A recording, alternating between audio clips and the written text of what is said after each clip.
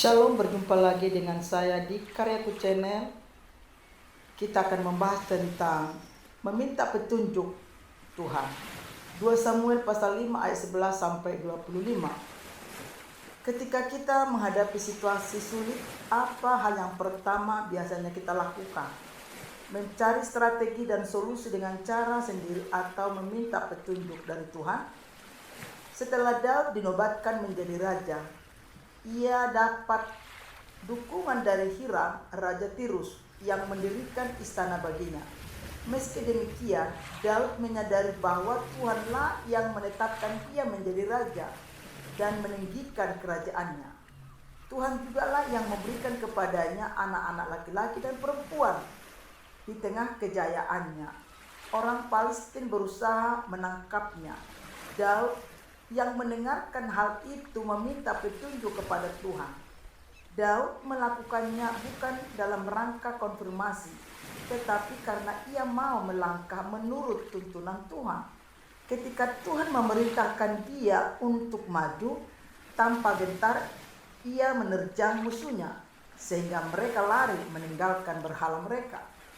Ketika Tuhan melarang dia maju, tetapi memerintahkan dia bergerak melingkari ke belakang mereka, Daud pun patuh dan hasilnya ia mengalahkan orang Filistin.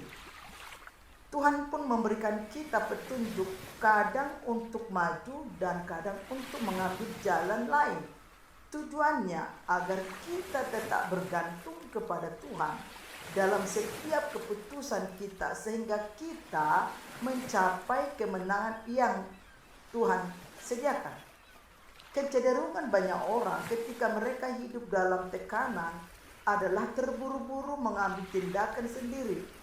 Setiap kali kita meminta petunjuk bukan sebagai langkah awal, melainkan langkah terakhir yang baru kita cari setelah kita tahu lagi apa yang harus kita lakukan. Artinya setelah kita udah mentok, barulah kita mencari Tuhan. Ikutilah teladan Daud. Mari kita mengikuti teladan Daud sebagai raja, tetap meminta petunjuk Tuhan. Percaya Tuhan kita adalah Tuhan yang Maha Tahu dan punya banyak cara untuk menolong kita. Bagaimana kita datang dan meminta petunjuknya untuk segala sesuatu yang kita kerjakan.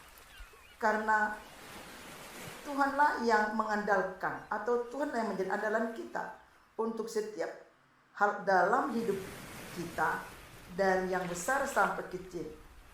Mari kita dengarkan dan ikuti tuntunan Tuhan di setiap hari.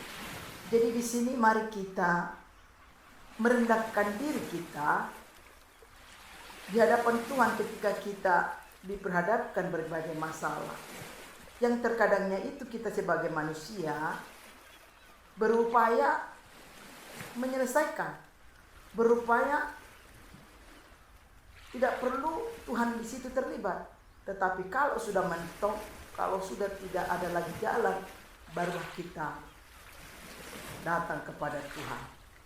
Oleh sebab itu saudaraku, kita sudah diingatkan belajar dari Daud bagaimana dia minta penuntunan di dalam kehidupannya selama dia menjabat sebagai raja ataupun sebelum menjadi raja. Dia meminta penuntunan kepada Tuhan. Saudaraku, tidak perlu perpanjang lebar. Firman yang sangat sederhana ini menegur kita untuk setiap keputusan kita. Mari kita minta penuntunan dari Tuhan. Demikian firman Tuhan ini. Tuhan Yesus memberkati. Shalom.